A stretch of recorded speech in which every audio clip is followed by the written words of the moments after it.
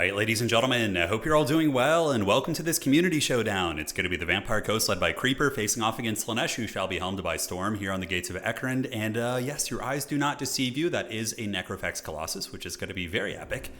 And I think I saw in the teaser of this replay that there is maybe a second one coming in.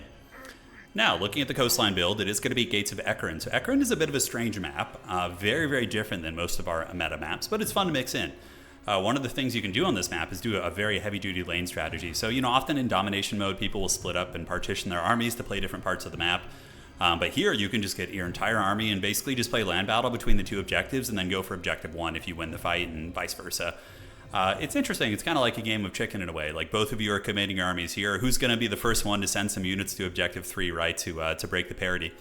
But gunnery mobs here, we do have deckhand mobs, halberds, bombers, and Necrophex Colossus. Oh, never mind. Oh, Noctilus is going to be on one also.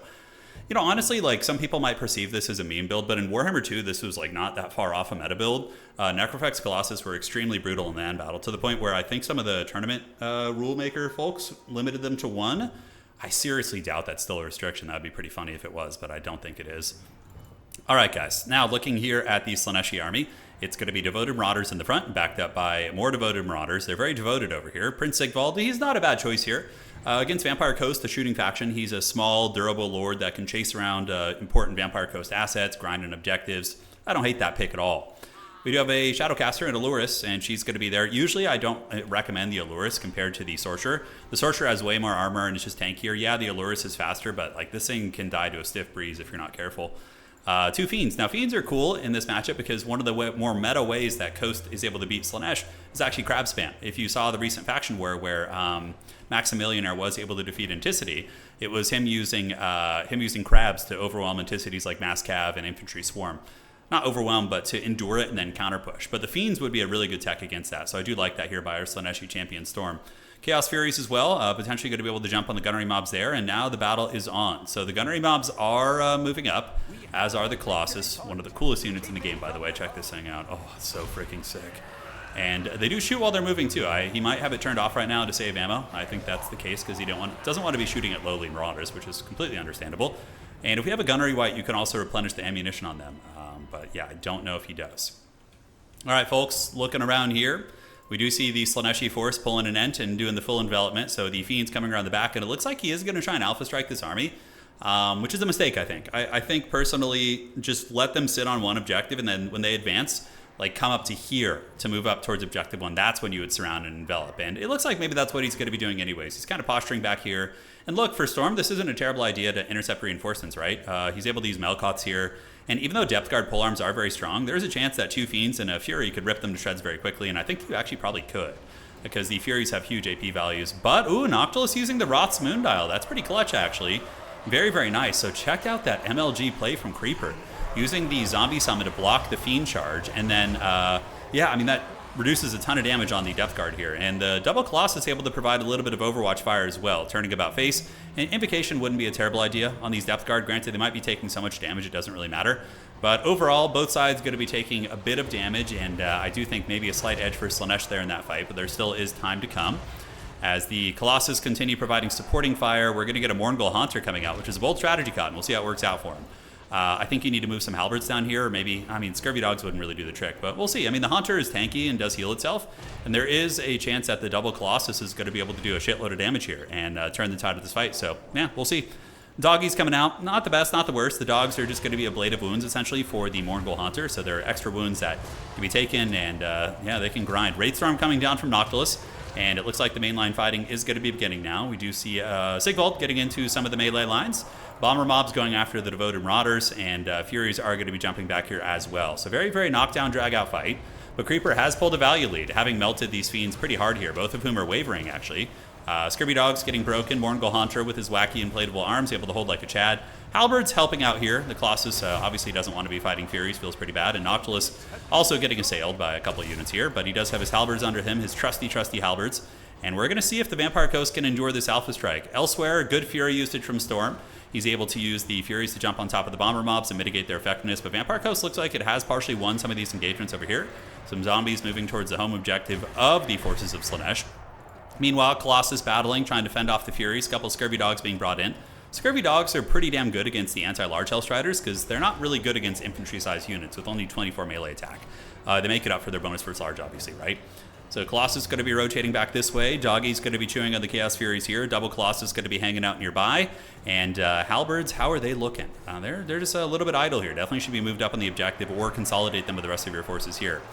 The Zombo's hanging in there. Mourngul Haunter helping to drag down some of the Fiends of Slaanesh that were in the backfield. Sigvald obviously going to be able to dominate this fight. And the Bomber Mob's getting tied up in melee again by the devoted Scourge boys there. So it's certainly not great for them. But a lot of good fights for the Vampire Coast. We see the double Fiends both being killed.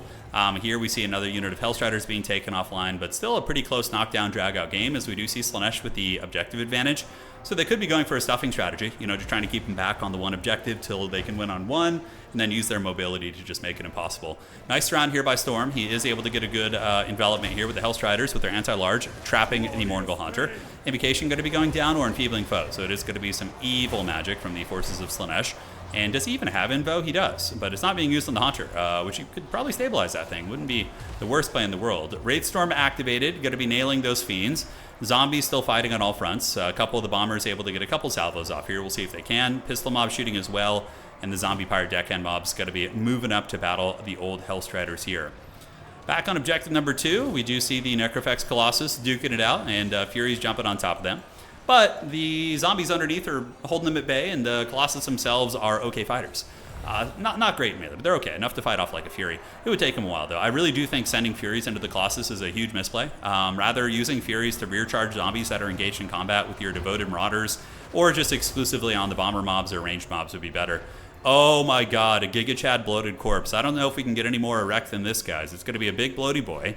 He's going to be on his way out, and I mean, look, he'll be okay against some Marauders. If you can trade 1-to-1 with a devoted Marauder, which is like more expensive than him, it's not terrible, right? Taking him off the battlefield. Wacky Inflatable Arm Boy was able to get away. It looks like Invocation was able to save him. Vampire Coast holding on to its home objective here. Slaanesh really going pedal to the metal with the fighting. A couple of Hellstriders going to be charging into the back of the zombies. In the meantime, Halberds finishing off these Hellstriders. No threats on the outside objective, nor is there anything guarding it. So Coast could save up like 1,000 resources and send 2 dogs to ninja that objective. It wouldn't be a terrible idea, especially if Slaanesh doesn't have the Seekers. If they're just using Hellstriders, the doggies would be able to fight them off.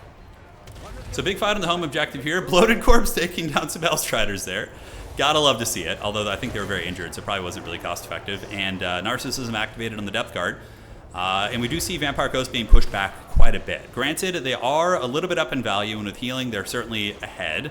They have an opportunity to move these units up to Objective 1 and take that. We'll see if he can get on that. Eternal Entourage coming in, which isn't a bad choice, but they'll be extremely weak against the Colossus. The 2 Colossus with their cannons, if they notice this, they're going to be able to chip a ton of HP off those guys before they can really do anything effective. And I do think that the old Slaaneshites are going to get wrecked off this objective. Yeah, they're going to have a bad time. The Depth Guard and the dreaded double Colossus, this game looks so freaking cool, by the way, are going to continue shooting and really forcing those guys back. And the Wacky Inflatable Arm guy is actually going to be potentially able to keep Sigvald in check there. All right, Depth Guard chasing these guys down. We do see the Eternal Entourage moving up with a 40 movement speed and 40 charge speed. Vigor as well. Nice Melkoth's activated there. Depth Guard going to be trying to intercept those guys. I don't know what he's thinking about doing with those guys. Maybe he thought he could just bunker bust these polearms and get on top of the Noctilus right there, but that was a colossal mistake from our Slaanesh player. Moving on in here, we do see the forces of the dead advancing towards Objective 1, so they're going to be grabbing that. And the Eternal Entourage being thrown into combat. I mean, I guess you can see what he's working with now, right? He does get a partial surround on Count Noctilus, and I mean, look, if he can get Count Noctilus, he'll make me eat my words, but I don't think he's going to be able to. I think the polearms are going to be able to drag these guys down, and the Entourage is going to be forced back, but he did get him down low. If there hadn't been any halberds under Noctilus, you might have been able to get a kill there, for sure. No threats on the other side. It looks like Vampire Coast is really sticking to its plan of just playing this objective here. We do see the Undead advancing up here, Devoted Marauders, as well as more Devoted Marauders going to be creeping over there. And that objective is going to be going to Vampire Coast. It's a tight one, man. It's a very tight one here. But I do think that Vampire Coast is in a pretty advantageous position. With the Elite Cab being taken down, the Allurus is about to die here as well. She tried to get in on the Alpha Strike with her armor piercing, which it's understandable, but certainly a misplay. But going to be getting dragged down. And Sigvald is just, I mean, he'll fight for a while, but I don't know if he's going to be able to turn the tide on his own. He's more of like a sustained grinding character. And I wouldn't be surprised to see Vampire Coast play that outside objective, play 3. Nice Bomber Mob salvo right there on the Devoted Marauders. Hellstrider's going to be moving in, but there's just Halberds and Scurvy Dogs, both of which are counters against those Hellstriders, so not going to be a fun time. Mourngul's on the way. Mourngul's will be good against Sigvald too. Sigvald, of course, Countered to an extent by that Haunter. Granted, he could probably beat it one-on-one. The Colossus should definitely probably advance up and start shooting. Having them in melee is extremely inefficient. Colossus have some of the worst melee attack animations ever. All right, lots of Zombos on the way. Still not playing the outside objective, so really committing to just pinning Slaanesh in, and they're basically just playing a land battle here with reinforcements. Hellstriders crumbling here, so those bad boys are going to be broken and rumbling. Rumbling, crumbling, well, not really crumbling, just breaking. They are mortals after all. Riding demons. So, I mean, I don't know. It's kind of weird. They are riding demons, right? So it's a bit of a strange paradox there. All right. So Slaanesh able to retake its objective, which is going to give them a glimmer of hope in this game. Because if they can get to the point where they can win on a single cap, the much slower army here of the Vampire Coast could run into some issues. Sigvald, this is such a mistake here. Attacking Sigvald, maybe leaving the Morngul's on him and the Haunter would be fine. But having both Colossus tied up on Sigvald is just a Bronzodia master here. It's not what you want to be doing, because he's just going to waste so much time where the Colossus could be advancing up, shooting, doing disruptive work against the chaff infantry here. So it's a mistake that we've all made. Trying to kill Sigvald, trying to kill Slans, those type of foot characters that are really durable, but we'll see if it comes back to bite him here. On the other side, we do see the Scurvy Dogs as well as the Zombie Pirate deckhand mobs advancing up towards Objective 3, so those bad boys going to be heading over there. Scurvy Dogs waiting in the bushes as well. Sigvald is raid bossing it. He's actually killing the Morngul Haunter here, which is at 900 HP, but Sigvald's getting a little bit low himself. Armor-piercing halberds. Okay, this is better now. Creeper has amended the mistake. He's not having the Colossus attack Sigvald. He's shooting into the fight up there, which is exactly what he wants to be doing, so very well played to Creeper there. Advancing up are the deckhand mobs, and Scurvy Dogs going to be getting afflicted by narcissism. I don't know how these undead hounds could be narcissistic, but we don't ask questions here. It's a fantasy setting. Slaanesh looking really, really empty. The dreaded Reaganomics are here as the trickle-down theory begins, and they're going to be moving up. Objective number 1 is going to be going to probably the Vampire Coast here. Sigvald probably wants to just spam click on the Haunter, finish him off, and then try and disrupt some of the shooting if he can. That would be the play, but now that the Vampire Coast is going to be securing the outside objective here and this other one, the triple cap probably is going to end the game. I really don't think there's too much more to go here. We'll do a little bit of fast forwarding as we do see the Vampire Coast army pushing. Noctula shooting. Morngul's going to be ripping up the infantry pretty effectively. Deckhand mobs are there. Sigvald still being disruptive, but I believe there's a depth guard there on him. Yeah, there is. So the depth guard polearms are actually doing some good work. Big shooting is on the way, and you can see a complete route for Slaanesh on this objective, so completely karate chopped. Meanwhile, on this side, we got Lamprey's Revenge, which is going to be able to for sure win this fight with the Scurvy Dogs. So I just think this game is 5,000% over. I don't think there's any chance for Slaanesh. We do see the back objective going to Coast, and over here on this side, Slaanesh is going to be zerging in, but now Coast could win on just 2 objectives, so it doesn't even matter if they lose this side. Lamprey's Revenge going to be chillaxing, doing great work, basically defeating the entire army. Sigvald does arrive, but now you can see we do see the victory points going forward for Vampire Coast. Cool fight over here for sure, but very much a foregone conclusion as we see them approaching 1,400 points, completely solidified on the other side, and that's going to be all she wrote. Super fun, honestly. Creeper made those Colossus look really good. He was able to just sit there, get those beautiful shots, accrue some decent value, and the one mistake that Storm made that probably gave Creeper the game was that back push.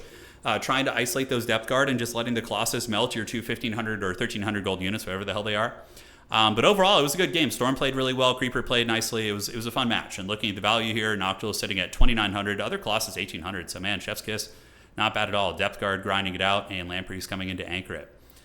Cool. Slaanesh's army. Slaanesh, I think, still had a chance in the game. I think the real breaking point that was the point of no return is when the internal entourage, an extremely expensive cav unit, was thrown into halberds and did a little bit of the hero damage, but wasn't able to make an impact because that's an extremely expensive piece to lose like that. But GG, well played. Hopefully you guys enjoyed this one, and we'll see you all on the other side.